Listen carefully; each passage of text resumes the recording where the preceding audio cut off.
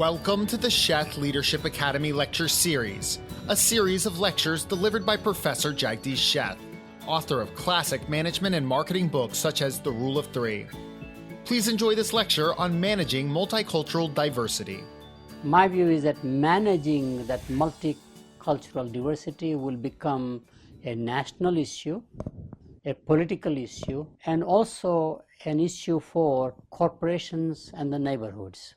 So let me talk about the reality of how we are becoming a multicultural society in practically every nation, and why it is happening, and what are its macro socio-economic political consequences, and what can be done to manage that in a positive way rather than in a confrontational or a conflict way of resolving our cultural differences. As I mentioned, we clearly see increasing ethnic diversity globally. European Union, and just don't think of ethnic diversity by faith. The biggest ethnic diversity in Europe has arisen with the integration of Eastern European countries with Western European countries, with Mediterranean countries, and the above the Alps Northern European countries. They're very different. Their ethnicity is different. Their religious branches are different within Christianity. Their food habits are different. Their cultures are different. I remember when I lived in Scandinavia in the 70s, they used to joke about Italians, so different. Italians used to joke about Germans and the Scandinavians, so different. Everybody talks about French being so different. Now they are all living together. No boundaries for labor mobility, no boundaries for products and services mobility, no boundaries for money mobility. Euro is a euro currency, etc., etc. And with the age of the smartphones and the internet and the social media, European Union is becoming more diverse in such a short period of time than probably any other regional economic group. So it is there.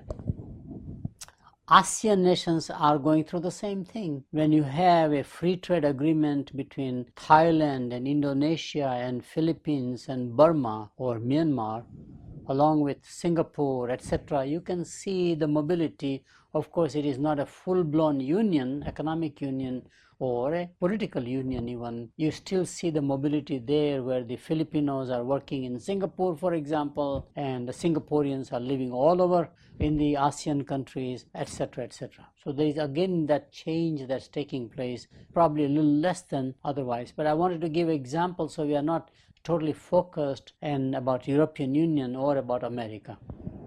Africa is going through the same thing, which is very more interesting. Of course, they're all Africans. So race has nothing to do with ethnic diversity. We are talking about each tribes and their centuries old governance structure.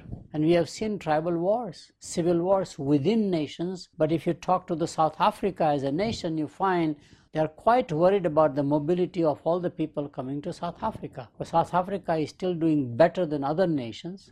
Nigeria is having economic problems. So is Sudan on the other side. I mean, just goes on and on. So labor migrates where the opportunities are. Labor actually is like water flowing. It'll find level playing field. It'll flow wherever the market opportunities are or labor opportunities are, legally or illegally. That's secondary almost.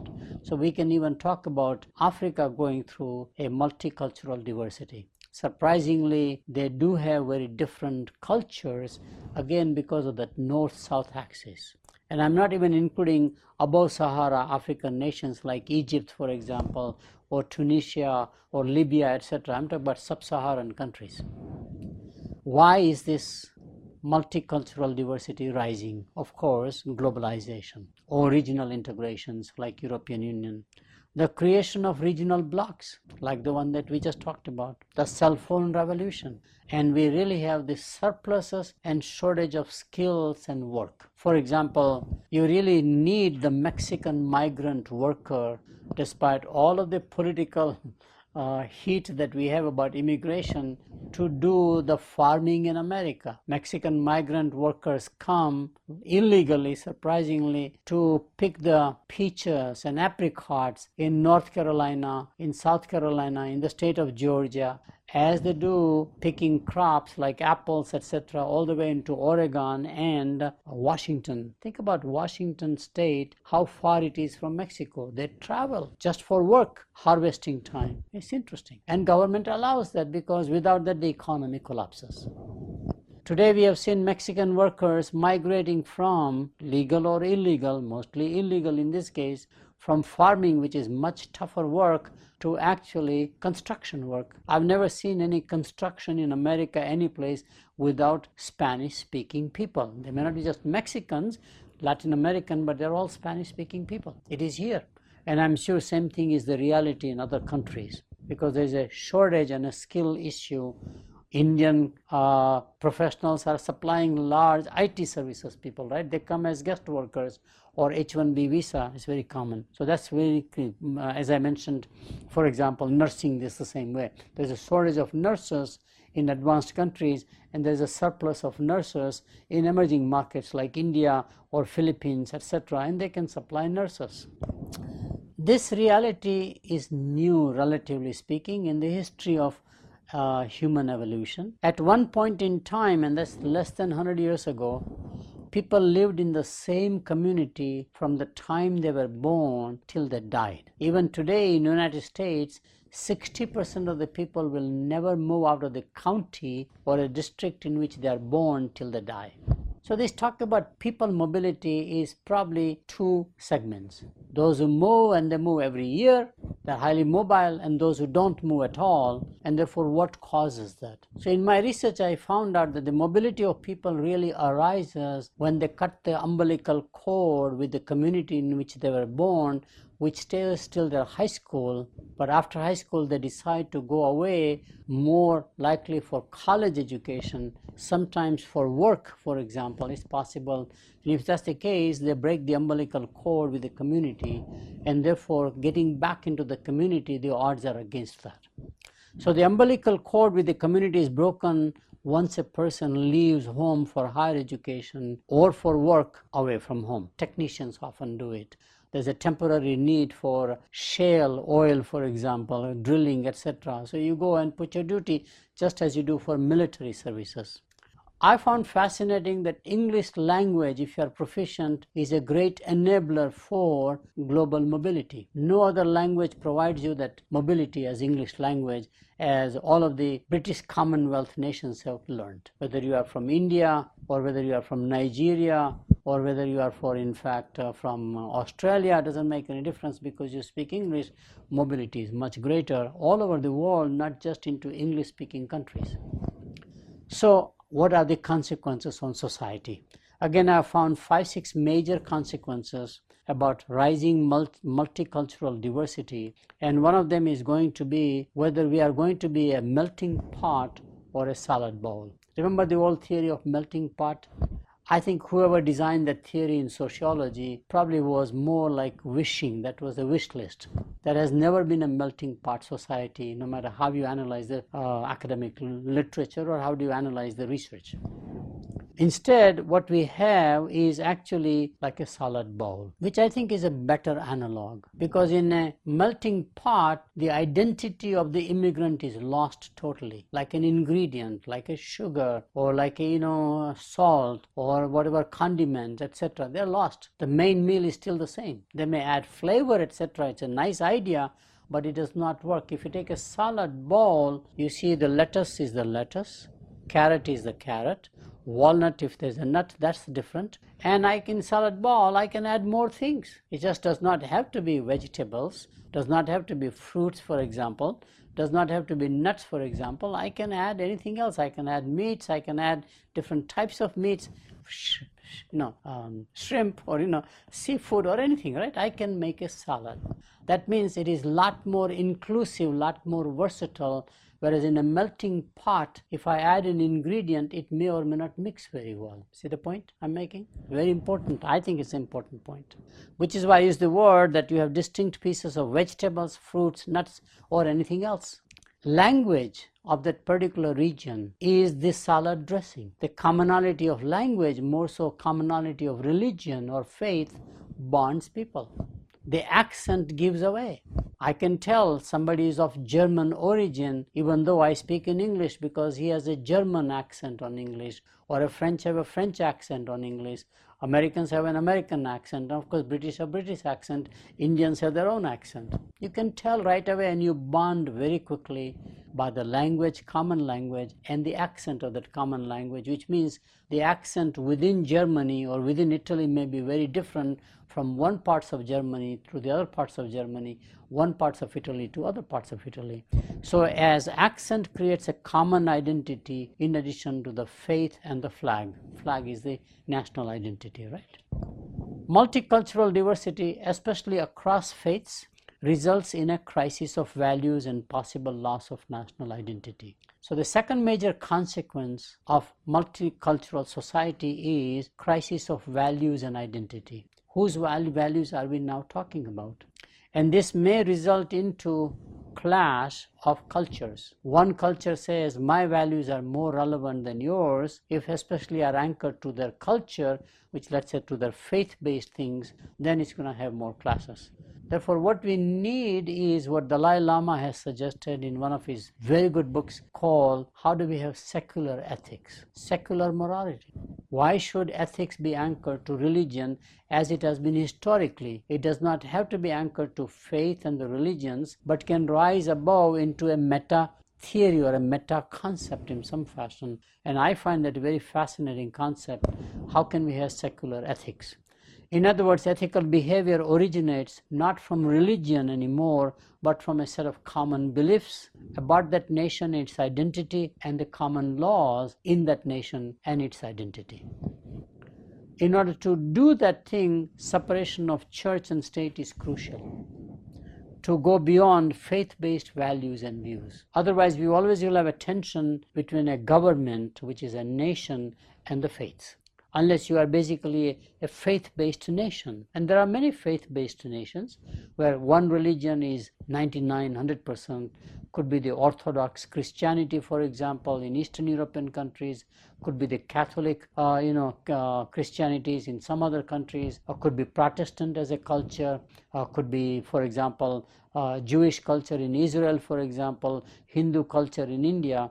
And therefore, those are the ones that if they create ethical behavior, then there's always a confrontation or a conflict between people who come with different faith, different cultures. Should we accept them, assimilate them? How do we do it? So I believe the concept of secular ethics is absolutely essential to manage multicultural diversity. Next area, as a consequence, I see is coalition politics. There is no some such thing as not knowing coalitions. Political gridlock within a party is the new reality. And we just saw that thing in England. Within the Conservative Party, whether Britain should exit the European Union or not, and they teed up for a popular vote and they lost in Brexit. Now they are actually floundering as to how to form a new government. This is true in America within the Democratic Party and within the Republican Party. So you have a tremendous diversity based upon multicultural issues in their mind. And any multicultural issues a politician can take as a political campaign of some sort. So it is real here. That means to resolve the political gridlocks, you must need the art of forming coalitions between dominant political parties and within the group. How do you get a consensus going somehow? And therefore the art of coalitions or art of compromise, if that's the right word, how do we do that thing? And some political leaders are good at that, others are not. There is a question being raised by people, including myself, whether the current two-party system that England has and America has is viable. We already see a third-party movement in most of these nations.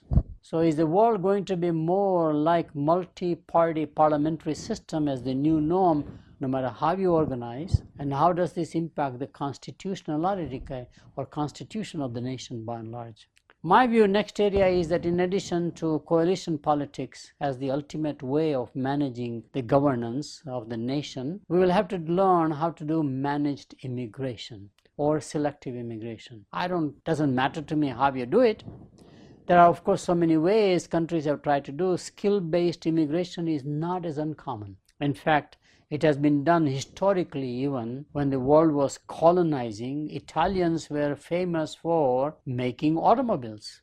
They were famous as steel mill workers, whether the steel mill was in Birmingham, Alabama, or near Toronto someplace where there are iron ores, or it is in Australia, or it is anywhere in the world. You hired Italians because they had a skill set.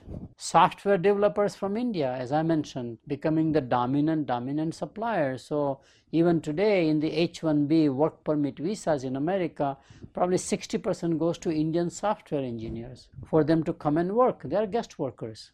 As Mexico has been a major farming and construction skill set. They know how to work in that industry. So you can have construction workers from Mexico or Latin America, software developers from India, Italians if you still have steel mills, etc.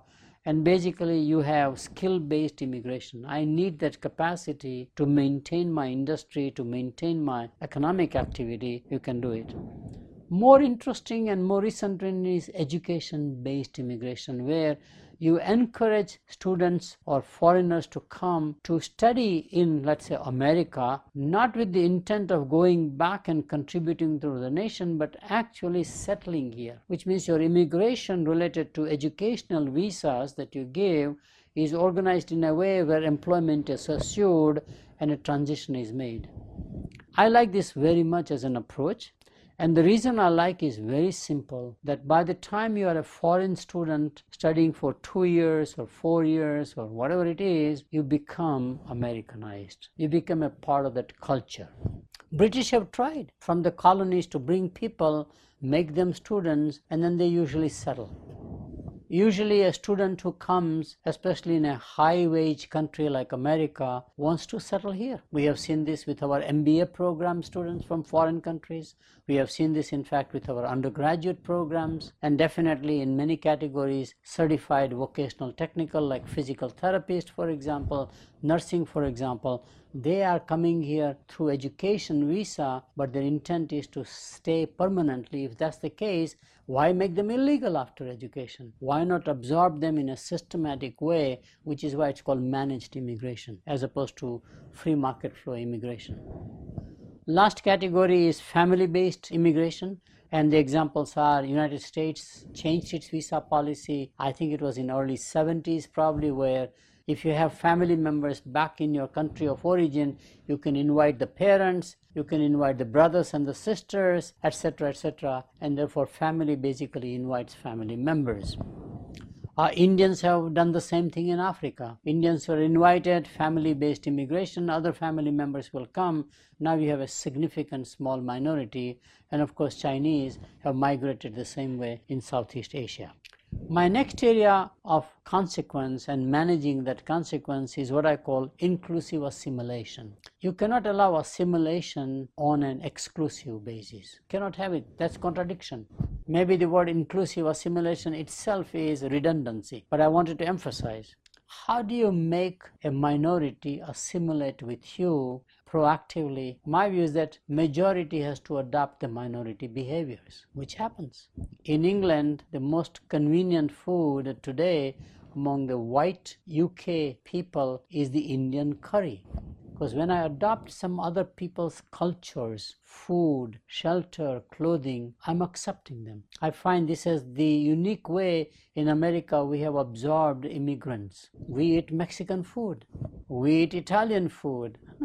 We eat whatever is the next immigrant group brings in, which says that the majority has to be receptive to change in terms of its daily consumption activities. That is more important than education side or neighborhood integration side. That's what I believe in. So Indian curry in England, African American music. African Americans have always led in music and fashion. What they do as a minority becomes mainstream, and there's a huge overwhelming evidence, research to show this and document this, which is fascinating. That is how we have accepted them as really being more equal to us or superior to us in that regard. Cultural and language immersion is the other way. You have to make sure that they learn and speak the language of the country, which is that country's language essentially. And this is where Europe has a harder time. It does not have a pan-European language. English is the de facto, not the official language essentially. It is emerging as it is worldwide. So some countries are blessed because English is the common language, like America or Australia, for example, or New Zealand to some extent, where language and cultural immersions are not as big an issue as it would be otherwise. But Sweden has been a role model. They invite selectively immigrants from non-Northern European culture, and then they make sure that they come as a family, not just one wage earner. Then they make sure, in fact, that they settle properly. They're given a huge cultural immersion about what Sweden as a nation is all about, Sweden's history, and then they also are incorporated into employment. Integrating immigrants into majority communities is very key, which means distributing the immigrant population so they don't become like selected ghettos in some fashion, whether those are ghettos in a positive or a negative way, which is very key. So Singapore is trying to do by saying that they should not all be living in the same community, but they can be dispersed into all communities by and large. I think one of the key opportunities is occupation-based inclusive assimilation. I think we have underestimated the power of enterprise as an institution. Enterprise can do more things than what the governments can do, not as capitalistic societies, but in societal changes. Because there you can have mandates, you can have governance, you can have policies without going through political gridlocks quite a lot. So I have always found I can use enterprise as a change agent. If I convince them it is good for them, and more enterprises are now learning that having a cultural diversity at workplace is probably the best asset they have discovered. So now you see the rise of immigrants, especially in America, to the highest level of management in large corporations. The Microsoft CEO, Google CEO, MasterCard CEO are all foreign born but American educated, rising through the ranks and making a difference. Gender diversity the same way. More and more women are becoming leaders of enterprises. So to me, corporate diversity programs are very important change agents. And they can lead the initiatives, and ultimately if it becomes mainstream, then they can put political pressures on politicians, including lobby efforts to change the society accordingly. So to me, enterprise is probably the best way to bring about or manage multicultural diversity in terms of creating a positive, harmonious, multicultural society. We have seen this at universities and colleges a lot more. I see the diversity on the campuses, both in terms of student population, but also staff and faculty. Definitely more students, some faculty, and some staff. So I think it's very possible. Next recommendation I have is distributing work globally. Who said everything has to be done in your nation? Back to David Ricardo as an economist using comparative advantage theory. I don't think we need any theory to justify, but strictly in managing the global multicultural diversity and its all consequences about conflicts and tensions can be reduced, if not eliminated, if we basically distribute the work across the globe. Not for the sake of low wages, which is how we do it, outsourcing manufacturing, let's say making garments in Bangladesh, but actually doing it for a social purpose also, not just for economic reasons. My view is very simple. No one likes to be relocated unless it's absolutely necessary. You become a refugee not by choice. It's because you have no choice. You travel, go abroad because you have no jobs. Otherwise, people would love to stay in the same community in which they grew up, which was the norm, as I said, less than 100 years ago. There was no labor mobility till we had the Industrial Revolution, shortage of labor someplace and surpluses some other place. And of course, now in basically knowledge workers, the things of mind, by and large, we see a lot more unevenness between the haves and the have-nots, and therefore that's what happens. So we can have a globally distributed work and employment. And by the way, surprisingly, the best example comes from all things Soviet Union. After getting Soviet Union created World War II, post World War II, they decided each country will specialize into certain occupations. Like Hungary will make buses, public buses, and all Kamakan countries, which is Soviet Union economic bloc, will buy buses from them. Complete interdependence was very interesting. And that is the reality to me. If they could do it, we can do it. The franchise system is my favorite. Have you seen most franchisors, whether it's Starbucks or McDonald's, always have a local employment? It's a service industry. You cannot migrate workers. You gotta be there. Therefore, you provide employment, skill set, career development, etc. So to me, a franchise system is a very valuable tool to distribute work globally.